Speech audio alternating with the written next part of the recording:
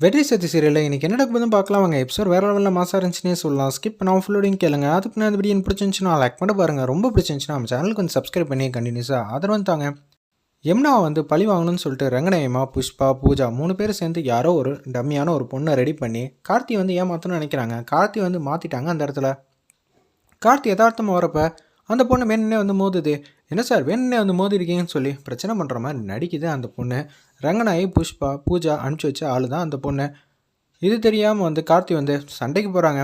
சண்டைக்கு வரியா வா, அப்போ தானே நமக்குள்ளே நெருக்க வரும். ஃபஸ்ட்டு வந்து சண்டை போடுவோம், அதுக்கப்புறம் அடிக்கடி மீட் பண்ணி ஒன்று நான் என் வலைக்குள்ளே வந்து விழு வைக்காம விட மாட்டேங்கிற மாதிரி கேவலமாக அந்த பொண்ணு திங்க் பண்ணிகிட்டு இருக்கு. சார் சண்டை போட்டிங்க எல்லாம் ஓகே தான், வண்டி பள்ளத்தில் மாட்டிக்கிச்சு தூக்கி விடுங்களேன், அதெல்லாம் என் வேலை இல்லை. நீ மாட்டுக்கு என் வண்டி மேலே மோதிவிட்டு உன் வண்டி பள்ளத்தில் விழுந்தா நான் அதுக்கு ஹெல்ப் பண்ணணும், அதுக்கெலாம் வேறு ஆளை பாரு.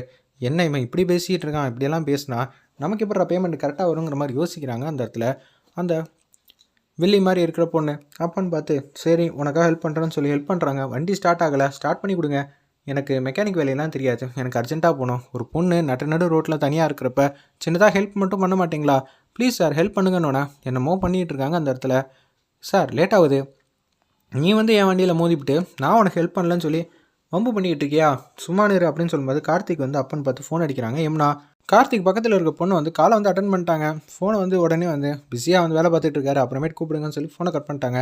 யார் ஃபோனில் சார் லோன் வேணுமான்னு கேட்டாங்கன்னு சொல்லி அந்த இடத்துல வந்து பொய்யா பேசுகிறாங்க.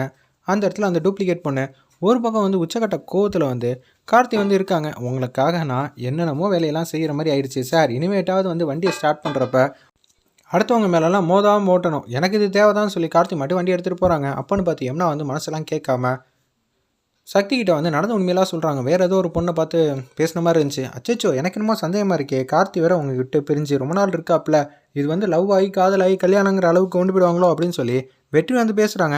அப்படியெல்லாம் ஒன்றும் இல்லை, யதார்த்தமாக வந்து பக்கத்தில் இருக்க ஸ்டாஃப் கூட பேசியிருக்கலாம். அவங்க வந்து ஃபோனை வச்சுட்டு போயிருக்கனால கூட பிஸியாக இருக்கேன்னு சொல்லியிருக்கலாம்.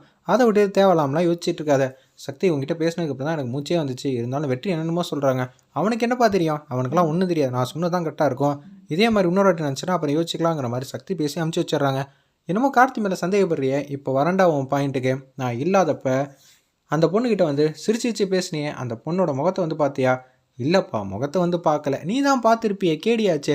முகத்தை பார்க்கணுன்னு தான் நினச்சேன், இருந்தாலும் முக்காடு போட்டுக்கிட்டே ஃபுல் அண்ட் ஃபுல் இருந்தாலா, ஒரே ஒரு வாட்டி தான் பார்த்தேன், அதுவும் சரியாக வந்து ஞாபகத்துக்கு இல்லைங்கிற மாதிரி கலாய்க்கிறாங்க. நம்ம வெற்றி நீ அப்படி வரியா, இப்போ பாடுற அவனை எப்படி வந்து பதில் பேசுகிறேன்னு. எனக்காக ஏன் இடத்துல ஒரு பொண்ணை நடிக்க வச்சுருக்க, நீ தப்பானவன் கிடையாது. ஆனால் கார்த்தி சீட்டுக்கு பக்கத்து சீட்டில் இருக்கிறவங்க ஃபோனை வந்து பேசினா மட்டும் கார்த்தி தப்பான மனுஷனா? என்னப்பா நீ என்ன சந்தேகப்படுறியா? டேய் நான் உன்னை தாண்டா சந்தேகப்படணும், அது தப்புன்னா இது தப்பு, அது தப்பு இல்லைன்னா இது தப்பு இல்லை, எப்படி கச்சேரி அப்படின்னு சொல்கிறாங்க நம்ம சக்தி. இதை கேட்டவன் வந்து அதிர்ச்சி ஆகிட்டாங்க. சரி கார்த்தி ரொம்ப நல்லவர் தான், நீயா சொல்லாதடா, உனக்கும் அந்த பொண்ணுக்கு ஏதாவது ஒன்று இருக்குது? சேச்சே இது வரைக்கும் இல்லை, இனிமேட்டும் இருக்கக்கூடாது. அப்படி ஏதாவது இருந்துச்சுன்னு வச்சுக்கேன், உன்னை பத்திரமா வந்து அமுச்சு வச்சுருவேன் பார்த்துக்க. என்ன சக்தி இவ்வளோ கோவப்படுற? நான் கோவமே பல்லடா, இனிமேட்டு தாண்டா நான் பேச்சே ஆரம்பிக்க போகிறேன்னு சொல்லி கண்ணா அப்படின்னான்னு திட்ட ஆரம்பிக்கிறாங்க. இனிமேட்டு என் காது கேட்காதுமா, கொஞ்சம் நேரம் அமைதியாருன்னு சொன்னேன். அவங்க மட்டும் அமைதியாக வந்து 2 பேரும் மாடிக்கு வந்து க்யூட்டாக அழகாக பேசிட்டு போகிறாங்க. அந்த டூப்ளிகேட் பொண்ணு வந்து ரங்கநாய அம்மாக்கிட்டேயும் அதே மாதிரி பூஜாக்கிட்டையும் பேசுகிறாங்க. கரெக்டாக நம்ம ட்ராக் படி தானே போகுது, இவங்க தான் ரங்கநாய அம்மா, உனக்கும் அவங்களுக்கும் கல்யாணம் பண்ணி வைக்கிறதுக்கு ஏற்ற பையனாக தான் பார்த்துருக்காங்க, உனக்கு ஓகே தானே? பையன் பார்க்க ஜென்டில்மேன் மாதிரி தான் இருக்கான், எனக்கும் பிடிச்சிருக்குங்கிற மாதிரி அதடியாக வந்து பேசுகிறாங்க. அந்த இடத்துல அந்த நெகட்டிவாக ரோல் கொடுத்த அந்த பொண்ணு பூஜா வந்து மாடிக்கு போகலான்னு இருக்காங்க. அப்போன்னு பார்த்து ரோஹித்தை வந்து கழட்டி விட்டே அவனை என்ன பண்ணலாம், சரி அவனை அசிங்கப்படுத்திடலாம்னு சொல்லி ரோஹித் நீ இனிமேட்டு வாசல்லையே தூங்குப்பா, இப்போ முக்கியமான வேலை இருக்குது, நானும் சரளாவும் ஒரு முக்கியமான விஷயம் டிஸ்கஸ் பண்ணுறதுனால உனக்கு தூக்கம் வராது, நீ இங்கே தூங்கிக்கேன்னு சொல்லி மாடியில் ஏறுறாங்க.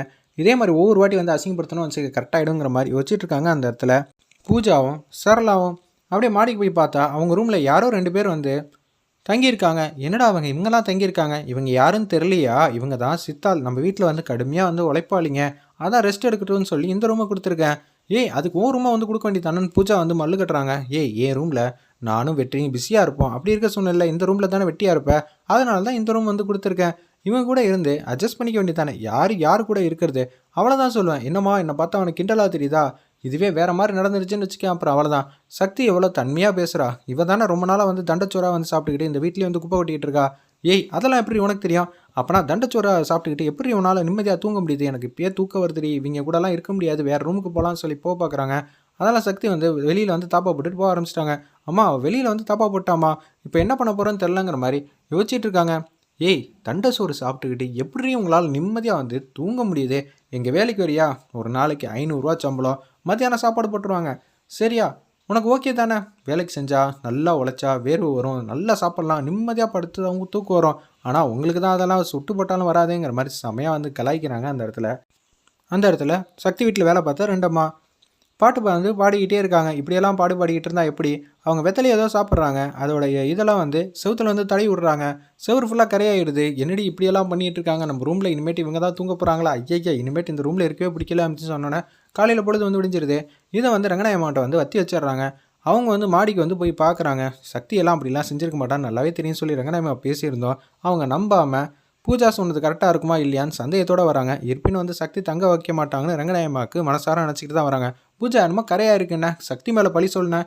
ஆனால் பார்த்தியா இங்கே எதுவுமே இல்லை. சக்தி எல்லாம் நம்ம வீட்டோட பாரம்பரியம்லாம் தெரிஞ்சுக்கிட்டு இது மாதிரிலாம் தங்க வைப்பாளா அப்படின்னு சொல்லி கண்ணா அப்படின்னான்னு பூஜா வந்து திட்டுறாங்க.